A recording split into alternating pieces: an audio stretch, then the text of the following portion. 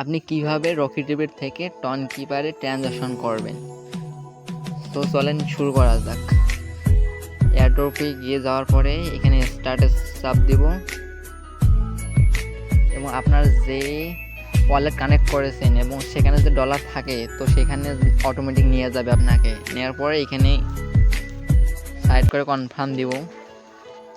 তারপর এখানে আপনার ফিঙ্গারপ্রিন্ট অথবা যে পাসওয়ার্ড দিচ্ছেন আপনি সে পাসওয়ার্ড দিবেন, অথবা ফিঙ্গারপ্রিন্ট থাকলে ফিঙ্গারপ্রিন্ট দিবেন।